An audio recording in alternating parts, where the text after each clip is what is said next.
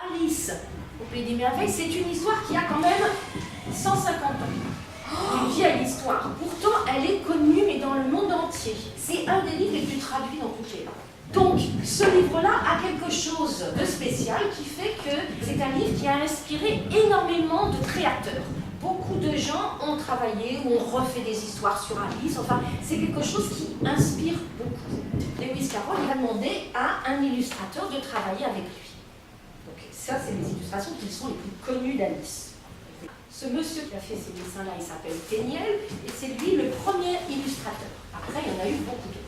Par une belle après-midi bien chaude d'été, Alice était à côté de sa sœur, et puis elle s'ennuyait. Et à un moment donné, elle voit passer devant elle un lapin blanc. Et le lapin avec une voilà, c'est ça. Il s'arrête. Et il dit qu'il est en retard. Voilà, il s'arrête pratiquement à ses pieds. Il le sort de la poche de son gousset une montre. Il dit oh là là, comme il se fait tard, et hop, il se remet à courir. Là, c'est un autre illustrateur. Je vous ai dit, on allait voir plein d'illustrateurs différents. Donc, bien sûr, ça, c'est un autre illustrateur. Elles sont très différentes. Là, elle a un côté un peu poupée, tout ça, toute blondinette.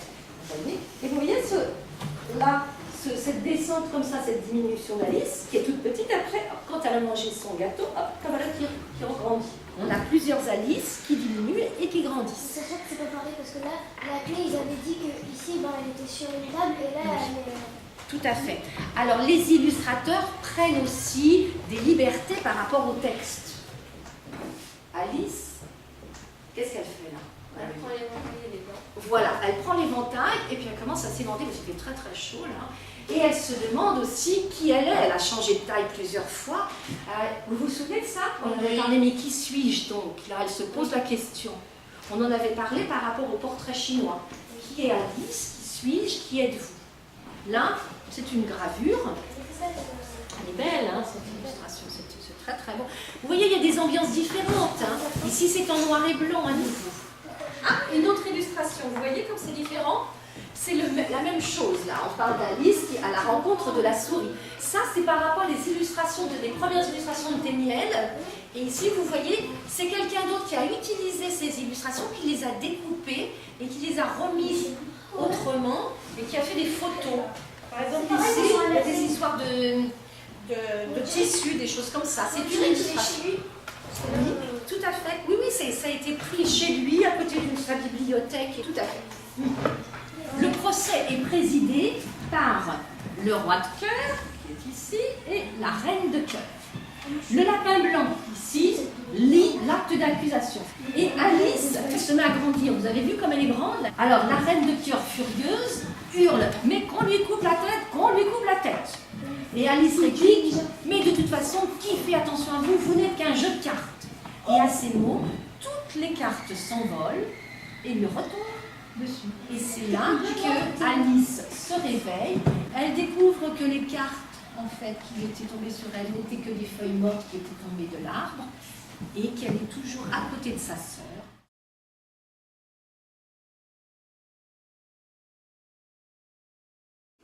Le portrait chinois, nous ne l'oublions pas, ni Madame l'a dit, ni moi, mais on veut vous laisser du temps, vous savez, pour récolter les petits objets. Le portrait chinois, vous vous souvenez, il allait se faire dans une boîte. Et donc, sur l'envers, on va travailler sur un collage par rapport au récit d'Alice. Donc ça, c'est un monsieur qui s'appelle Tenniel. C'est sur ces illustrations-là que nous allons travailler.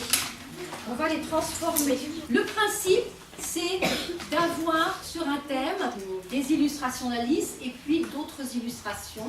Et vous allez découper, coller d'abord sur une feuille de papier. On va travailler sur les grandeurs. Vous voyez que là, vous avez une très grande Alice et un tout petit lapin blanc. Vous voyez, il y a un fond. Le fond, c'est une photographie. Et dessus, il y a Alice. Alice, elle est tellement grande, ça a été agrandi à l'ordinateur. Elle est tellement grande qu'on n'en a qu'un bout. Mais justement, comme il n'y en a qu'un bout, on a l'impression qu'elle est encore plus grande. Et surtout, elle est plus grande par rapport au lapin qui est minuscule.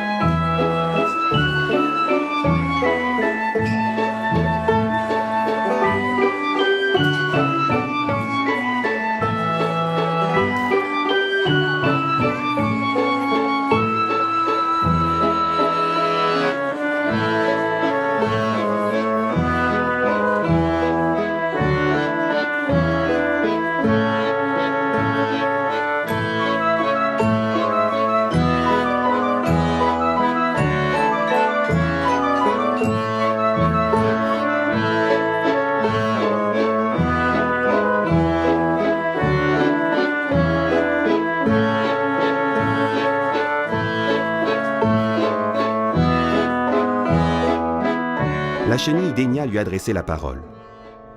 Qui es-tu, toi? Je ne sais pas très bien, monsieur. Du moins pour l'instant. Du moins je sais qui j'étais quand je me suis levée ce matin, mais je crois qu'on a dû me changer plusieurs fois depuis ce moment-là. Et de plus, cela vous brouille les idées de changer de taille si souvent dans la même journée.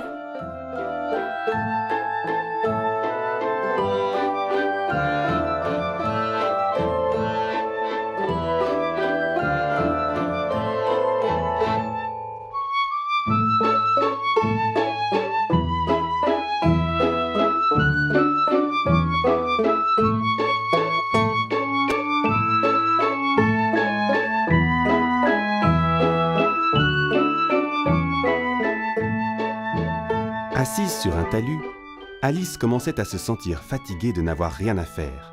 Soudain, un lapin blanc passa à côté d'elle en courant, et tirant une montre à gousset de sa poche, il s'écria « Oh là là!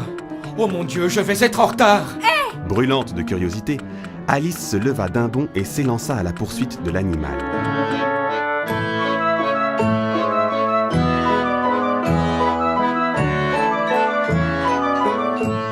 Une seconde main blanche apparut avec un petit flacon posé dessus.